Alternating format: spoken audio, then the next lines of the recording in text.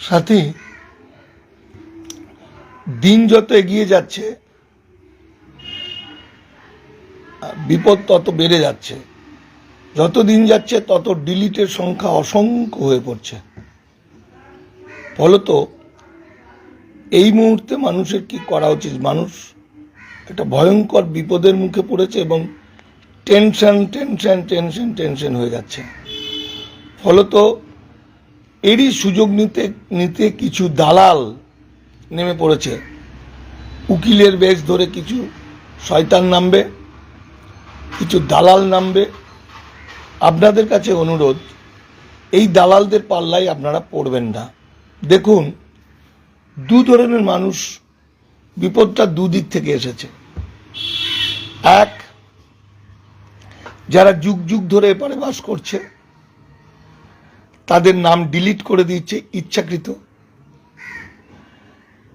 তাদের প্রতি আমার যে বক্তব্য, আমি যেটা বলতে চাইছি সেটা হচ্ছে, আইনের চোখে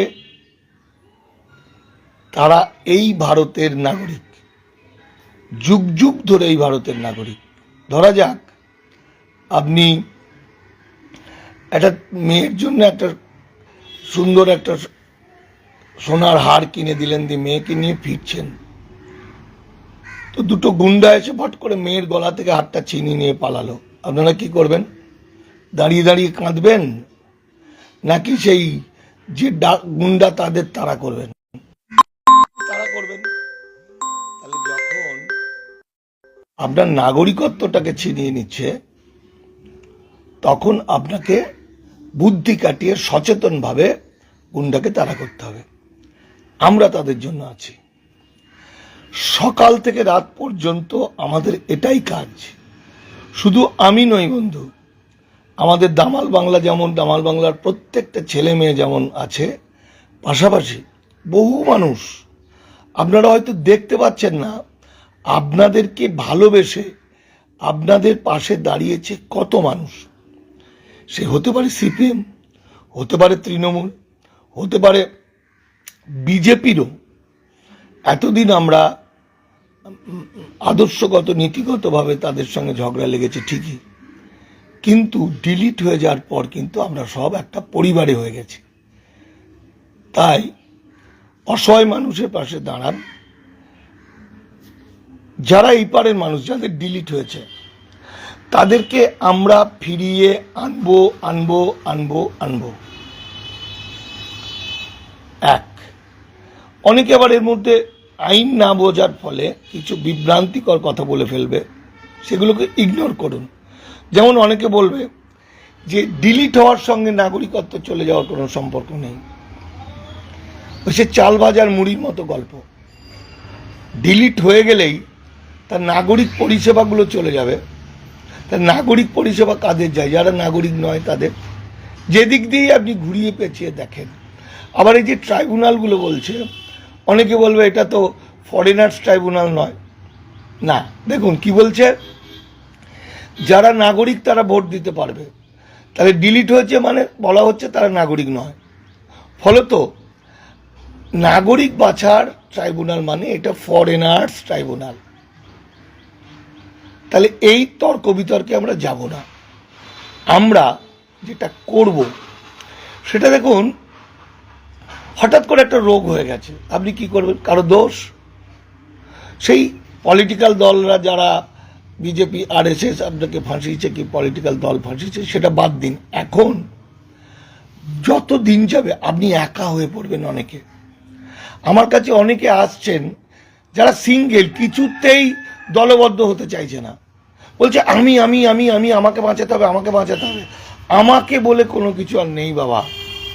আমাদের, অর্থাৎ দেখবেন যে লোকটা বিপদে পড়লো, এই লোকটা মনে করবে আমাকে বুঝি সবাই খারাপ ভাববে, কেউ জানে না জানতে পারে আমি ডিলিট হয়ে গেছি। একটা কমপ্লেক্স কাজ করবে, ইনফিরিটি কমপ্লেক্স। তারপরে দেখবেন কেউ এসে বলবে যে আমার অমুক নেতা চেনা, অমুক উকিল চেনা, বের করে দেবে।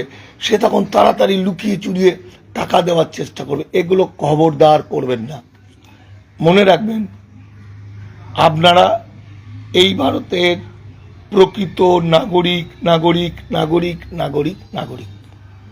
সুতরাং আমরা দামাল বাংলা বিভিন্ন জন বিভিন্ন রকমভাবে করছে। সবাইকে আমি বলছি, সমাজকর্মী, সে সিপিএম হোক, সে তৃণমূল হোক, সে কংগ্রেস হোক, বিজেপির ভালো মানুষরাও হোক, আমার বক্তব্য হচ্ছে আমরা দামাল বাংলা থেকে আপনাদের লিগ্যাল সাপোর্ট দিচ্ছি।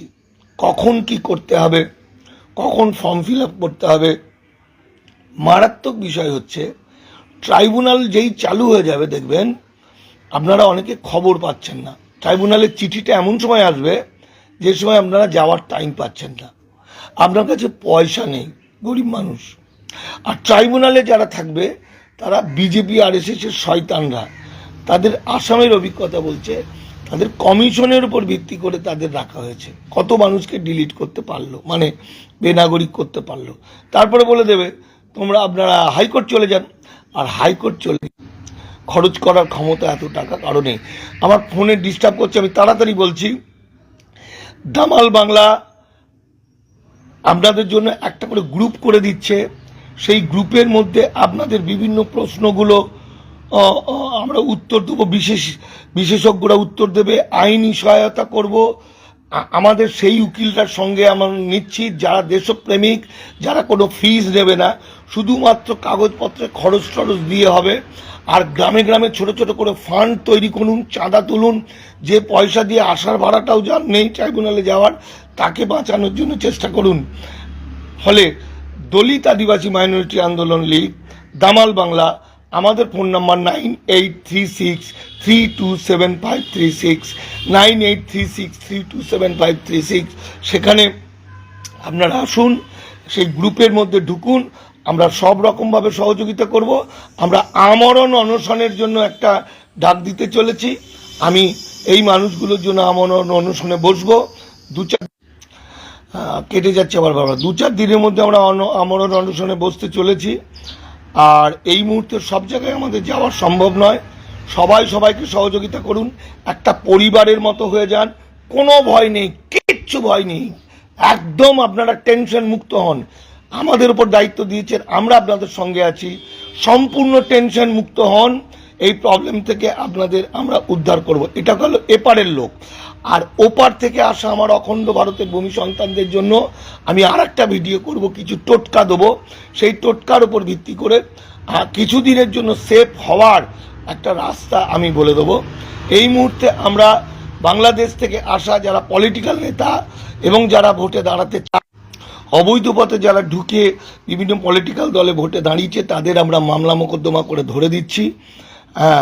আপনারাও দেখবেন যে বিজেপির উদ্বাস্তু, বিজেপির লোক বাংলাদেশ থেকে কাঁটাতার পেরিয়ে এসছে, প্রচণ্ড ডিস্টার্ব করছে, বদমাইশ করছে, তাদের ডিটেলস আমাদের পাঠান।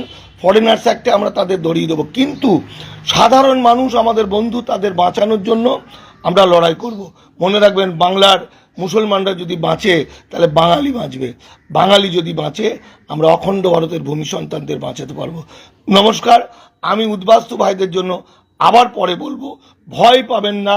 দামাল বাংলার সহ যারা যারা সহযোগিতা করছে তাদের সঙ্গে যোগাযোগ করুন, কারণ আমরা এত মানুষকে একত্রিত সার্ভিস দিতে পারবো না। অসংখ্য মানুষ বিপদে পড়েছে, লক্ষ কোটি মানুষ। এবার আপনারাই ঠিক করবেন আপনারা এবার ভোট করতে দেবেন কি দেবেন না। এটা নির্ভর করবে জনগণের উপর। ভোট পাখিরা আসবে, তাদের কোনো দায় নেই। কিন্তু আমি শেষ করছি, আমার ফোনে ডিস্টার্ব করছে। আবার মনে রাখুন 9836327536। পুরো এরিয়ার যারা ডিলিট হয়েছেন তাদের মধ্যে 1-2 নেতা তৈরি করুন, করে আমাদের সঙ্গে যোগাযোগ করুন। আমরা সেটা গ্রুপের মধ্যে ঢুকিয়ে নিয়ে প্রতিটি প্রশ্নের উত্তর দিয়ে দেবো, কিভাবে কি করতে হবে। ফলে কোনো রকম ভয় আপনারা পাবেন না, কোনো ভয় পাবেন না। মুসলমানদের এবং এই পারের SC ST OBCদের যাদের কোনো কাগজ নেই তাদের জন্য